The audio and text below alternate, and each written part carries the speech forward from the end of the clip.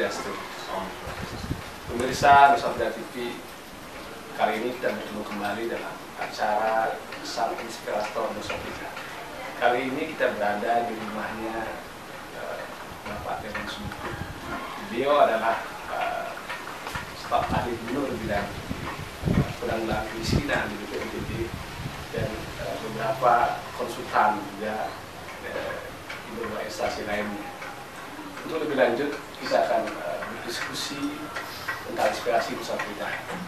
Halo Nyoman, apa kabar? Baik. Pak Nyoman, bagaimana masa kecil Pak Nyoman dari SD sampai sekarang sehingga Pak Nyoman bisa berhasil seperti sekarang ini? Ya, terima kasih Pak Yang. Dan pertama harus kita akui bahwa kondisi itulah yang memacu kita untuk berkembang lebih jauh. Saya sebagai seorang anak petani, ya memang bergelut juga dengan kondisi keseharian Nusa Penida. Ya, hidup makan juga seadanya, ya makan jagung, singkong, atau istilah Nusa Penida sile atau gayot itu kan biasa. Nah, tapi itu yang memacu kita untuk berkembang lebih jauh. Saya SMP juga di Nusa Penida, SMA juga di wilayah Kelungkung juga. Nah, baru saya kuliah ke Surabaya waktu itu. Tapi dengan semangat dan kondisi keuangan yang memang kurang waktu itu. Apa sih yang dihasilkan oleh orang tua kita di Nusa Penida dengan kapasitas sebagai petani? Apalagi saya waktu SMP kelas 1 orang tua saya sudah meninggal. Nah, jadi saya sementara dihidupi, disekolahkan oleh kakek saya terutama yang sangat berkorban untuk menyekolahkan saya sampai sekarang ini. Kesan-kesan yang tidak mungkin terlupakan pada saat kecil apa Pak? Bagaimana? Ya, kesan yang pertama itu, saya terkesan ketika musim kemarau kita sempat kekurangan itu.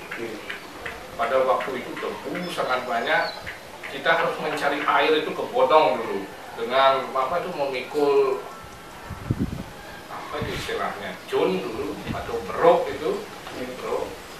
Nah, itu yang kita pikul pada saat musim kemarau itu untuk mencari air itu susahnya bukan main. Kondisi kekeringan, makanan kurang, air juga kurang.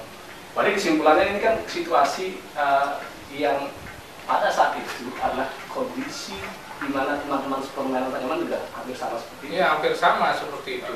Ya, kita sekolah juga dengan sarana yang terbatas juga harus kita akui saat itu.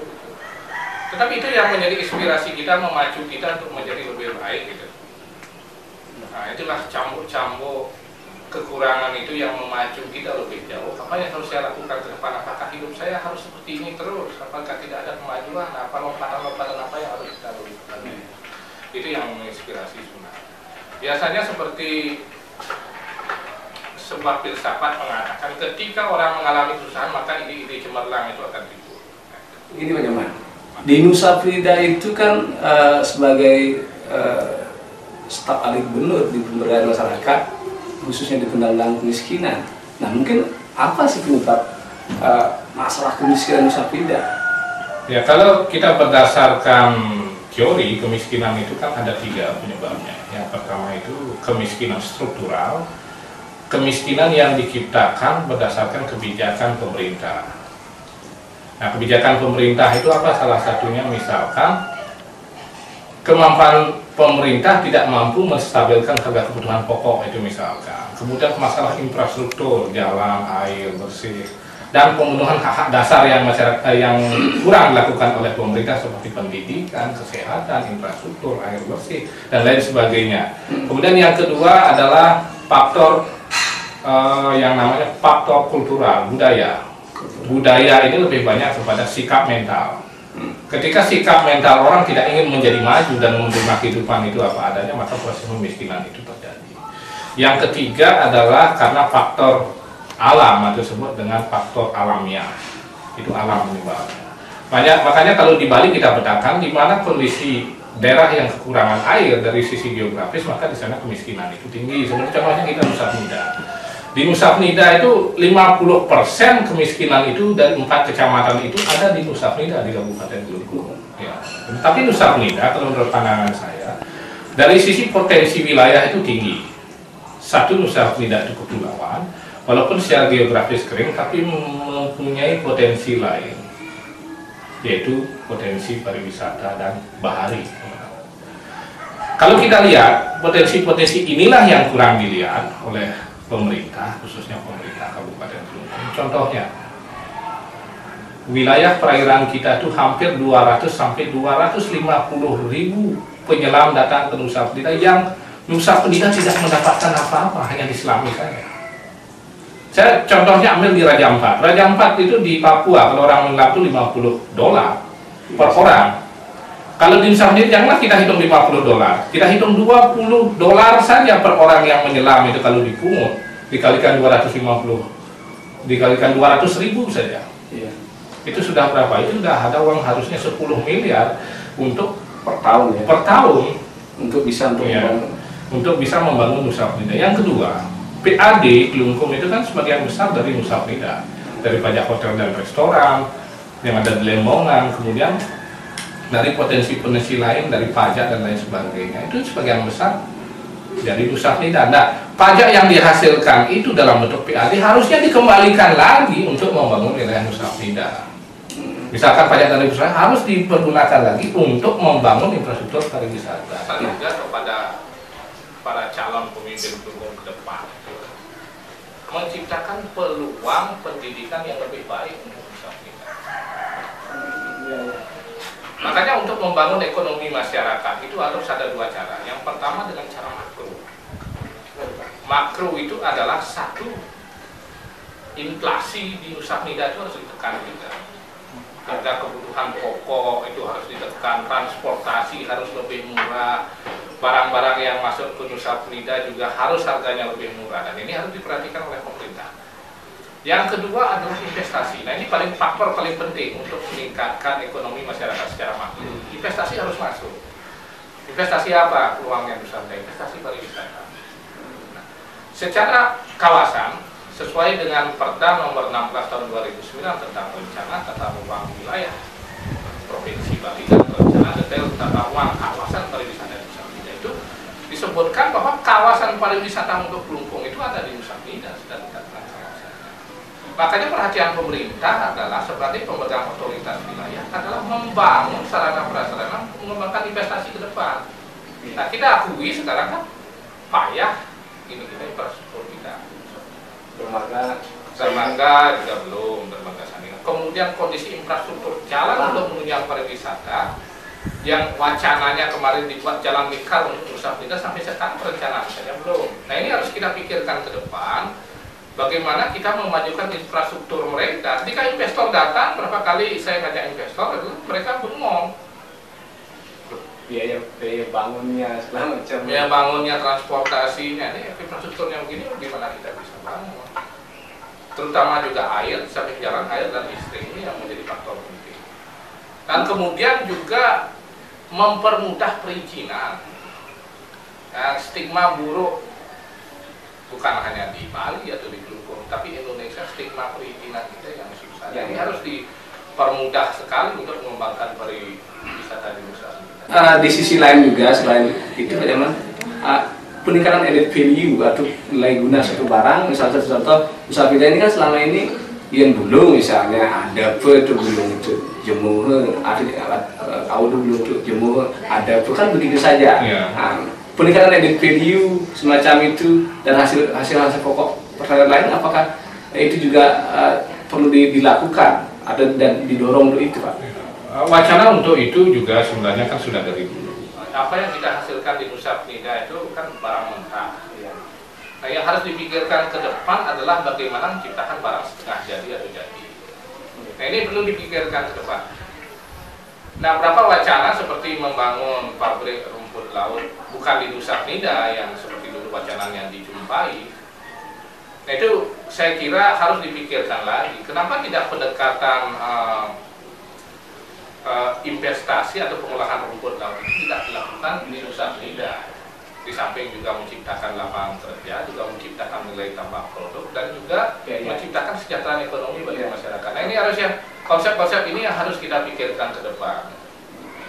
Ya, mungkin Pak Nyoman, begini, kita kan sekarang ini Nusa-Penida telah banyak melakukan terobosan-terobosan program. Kita tahu dari penurunan kemiskinan juga.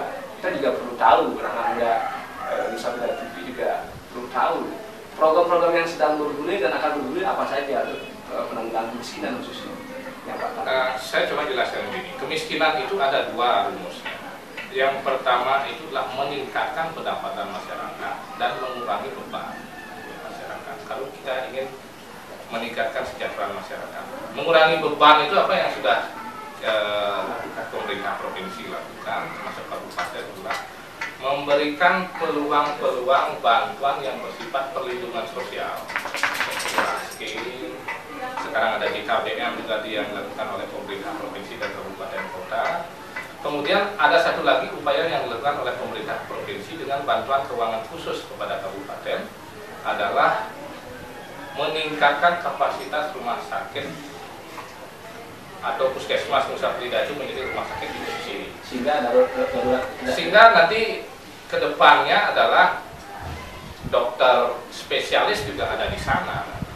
Sehingga gawat darurat yang terjadi di Nusa-Penida karena jangkauan transportasi kita kan mahal. Orang melahirkan atau bedah harus ada di tempat itu susah, jadi transportasi apalagi malam ini menimbulkan bahaya tersendiri bagi masyarakat. Itu harapan kita ke depan. Kemudian juga sarana listrik sekarang kan sudah mulai dibangun untuk mendatangkan listrik di Jawa Bali, dan ini peluang investasi juga, air juga. Karena air ini menjadi kebutuhan kita. Kalau dulu orang Nusa itu kan jual sapi untuk beli air di Museum Kemarau dengan harga per kubiknya 50.000, coba bayangkan. Kita beli 5 kubik air itu dengan harga 200-250.000. Nah, sekarang peluang itu lebih dipermudah. Yang kedua adalah kalau meningkatkan pendapatan itu ada beberapa program, baik yang bersifat pemberdayaan terutama yang dilakukan seperti PMP Mandiri Perdesaan. Kemudian yang terbaru ada Gerbang Sadu Mandara, Gerakan Pembangunan Desa Terpadu. 8 desa Nusa-Penida itu digelontor dana sekitar 1.020 juta untuk menciptakan BUMDes, badan usaha milik desa di masing-masing desa dengan tingkat kemiskinan 35%. Nah, ini yang harus kita coba pantau terus-menerus bagaimana ke depannya. Tetapi yang paling penting dari semua itu adalah komitmen bersama. Kemiskinan, peningkatan kualitas masyarakat itu masalah moral, itu yang paling penting. Moral apa yang saya maksud? Kalau kita tidak berkomitmen untuk memajukan Nusa-Penida dari dalam diri kita, berapapun dana yang digelontorkan itu akan jauh. Nah, mungkin begini Pak Nyoman. Pak Nyoman ini kan relatif dengan, kalau kita flashback kembali dengan cerita Pak Nyoman dari ketidakmampuan, dari orang yang rata-rata hampir sama dengan kondisi yang sama yang Nusa-Penida sampai bisa seperti sekarang ini. Nah, itu kan hampir sama, berarti startnya sama. Nah, apa yang Pak Nyoman bisa bagi kepada anak muda Nusa-Penida untuk memberikan optimisme kepada mereka untuk bisa berjuang sehingga seperti itu? Ya, kalau saya sendiri sih belum apa-apalah sebenarnya, tapi apa yang sudah saya lakukan, yang pertama itu anak-anak muda kita jangan pantang menyerah. Selama kita berusaha itu pasti ada jalan untuk mencapai keberhasilan. Yang kedua itu adalah mampu kita harus bekerja sama dengan setiap orang dan mau belajar, itu intinya.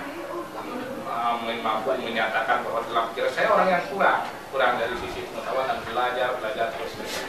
Salah satu kemiskinan itu juga adalah penyebabnya adalah tadi Pak Nyoman sebutkan struktural juga. Nah, pemimpin leading sektornya.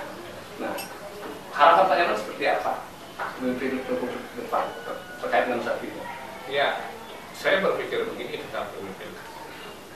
Pemimpin ke depan itu yang pertama harus memiliki empati. Empati dalam arti apa? Kondisi kemiskinan di Klungkung, terutama di Nusa-Penida yang demikian masih tingginya, itu harus menjadi perhatian serius. Bahkan dalam RPJMD nanti, rencana pembangunan jangka menengah daerah nanti dalam jangka waktu 5 tahun itu harus menempatkan kemiskinan dan penciptaan lapangan kerja itu menjadi prioritas utama. Ya, menjadi skala prioritas utama dari prioritas-prioritas pembangunan yang disusun nanti di Bungkulu. Dan strateginya apa yang dilakukan itu juga harus menjadi jelas. Berapa dananya, gitu. Yang penting pemerintahan itu berjalan efektif dan mempunyai perhatian khusus terhadap peningkatan kesejahteraan masyarakat. Karena apa? Kalau masyarakat itu sejahtera, tidak sejahtera, maka kriminalitas, perilaku buruk ketika masyarakat itu miskin itu menjadi tinggi. Ketika masyarakat itu sejahtera, maka kehidupan sosial, ekonomi, dan budaya juga menjadi lebih baik. Mungkin wacana membagi Nusa Penida menjadi 2 kecamatan, misalnya sehingga pemerintahan di kecamatan bisa menjadi lebih efektif, kemudian juga ide-ide lain yang mungkin Pak Nyaman punya, apakah itu efektif seperti itu? Saya kira memang pantas Nusa Penida itu dibagi menjadi 2 kecamatan untuk mendekatkan proses pembangunan.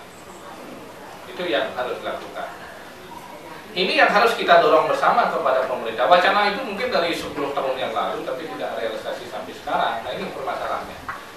Kemudian yang harus didorong lagi adalah bagaimana mengefektifkan Nusa Penida sebagai satuan wilayah pariwisata. Ini yang harus didorong. Satuan wilayah pariwisata. Iya.